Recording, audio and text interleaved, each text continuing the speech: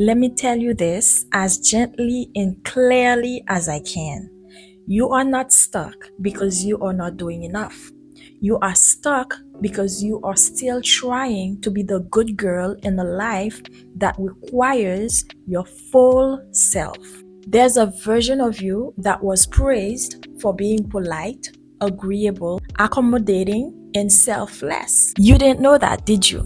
Growing up, you may have been the one who never made a fuss, always kept the peace, and was always careful not to take up too much space. You might have been rewarded for your niceness, your ability to follow rules, and your capacity to make others feel comfortable.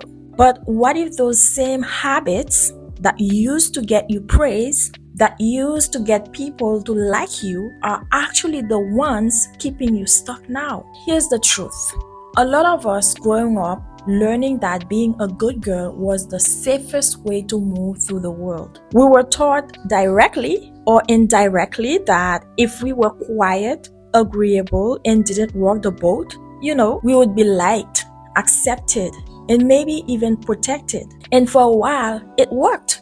It helped us feel safe or approved of, especially when we were younger. But now, as grown-up women trying to build lives that actually feel good, those same habits are low-key working against us. They are keeping us small, quiet, and unclear. In today's world, being kind is not enough because the world doesn't just respond to kindness. It responds to people who are clear about who they are, courageous enough to own it, and bold enough to show up fully. And that good girl version of you, she wasn't trained for that. Her focus was on being liked, not powerful. And that's where the problem began. So let me give you some of the good girl habits that may be silently sabotaging you and how you can start rewriting the script. Number 1. Over apologizing. I'm sorry is one of the first things the good girl learns to say, and she says it a lot. You say sorry when someone bumps into you. You say sorry when you speak up. You say sorry when you change your mind. You even say sorry when you need something.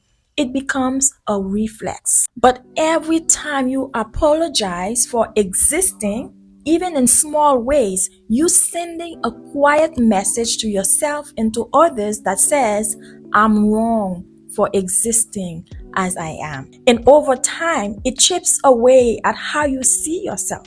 That's your self-concept.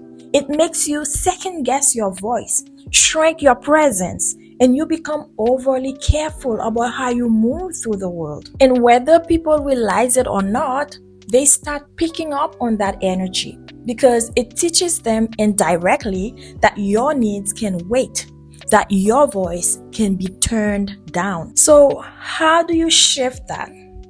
Practice replacing I'm sorry with thank you. Instead of saying sorry I'm late, try thank you for your patience, because you're not wrong for existing. You are allowed to take up space and be human. Number 2, seeking permission before making decisions. Another hallmark of the good girl is outsourcing authority. You feel the need to get everyone's opinion before doing what you already know is right for you. You hesitate to move until someone gives you the green light.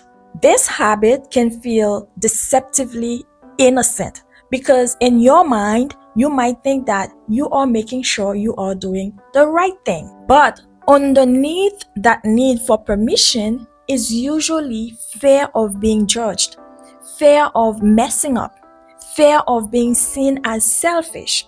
So you hesitate, you overthink, you wait. But here's the thing, waiting for approval keeps you stuck. It slows down your growth. You weren't made to sit around hoping someone else gives you the green light. You were made to lead with confidence, with clarity, and on your own terms. So again, how do you shift that? Easy. Instead of what do you think I should do, ask yourself, What decision aligns with my truth, even if no one else agrees? Then back yourself fully. Number 3, people pleasing. The good girl often prides herself on being kind and considerate, but too often that kindness is just a mask for self-betrayal. You say yes when you mean no. You agree to help when you already depleted. You smile to avoid tension. You say what's expected rather than what's true. People pleasing is not the same as being kind. True kindness includes being honest. It includes honoring your limits and trusting others enough to let them handle disappointment. So, how do you shift that? Let kindness start with you. Ask yourself, am I doing this from love or fear? If it's fear of rejection, conflict, or being seen differently, pause, because you deserve to live from alignment, not obligation. The 4th habit of the good girl is being addicted to being nice instead of being real. Niceness is often a performance. It's curated and it's filtered. Niceness is often all about keeping things smooth, avoiding tension, making sure no one is too uncomfortable. But the most powerful women in the world aren't always the nicest, but they are the realest. So when you choose being nice over being honest, you end up performing instead of connecting. People may like you, sure, but they won't really know you. You might get applause, but inside you'll feel empty because niceness is not the same as truth. And over time, it can start to feel like a cage. But realness, though, that's what creates freedom.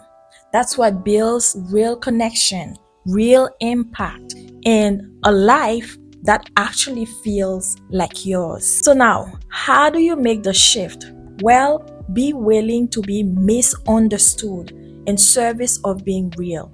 Your authenticity will attract the connections that truly nourish you and repel the ones that never truly saw you. So now, what's the 5th habit of the good girl?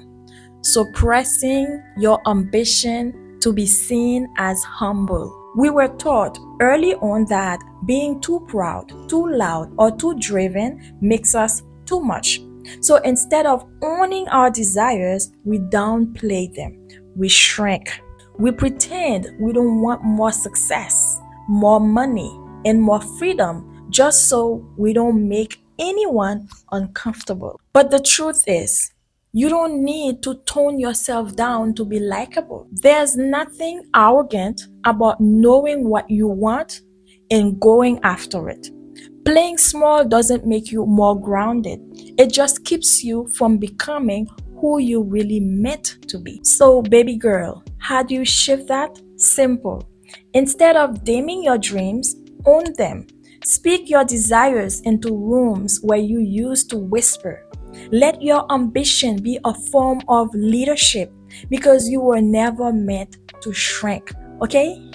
So here's the thing I want you to take away from this video. Letting go of these habits doesn't mean you are leaving behind your kindness or your compassion. Not at all. It just means you are growing beyond being just the nice girl. You are stepping into the fullness of who you really are. It means that you are bringing your truth, your voice, your boundaries, and your desires to the table without guilt, without apology. Because you don't owe anyone the watered down version of you. You were never meant to prove your worth by shrinking or playing small. And let me tell you, the version of you who speaks up, the version of you who takes up space, she is not too much. She is free. And at the end of the day, freedom is the goal anyway, not approval. Thank you so much for watching this video. My name is Darlene. If you enjoyed this video, please don't forget to subscribe for more content like this one. Until next time, take care of yourself. Bye.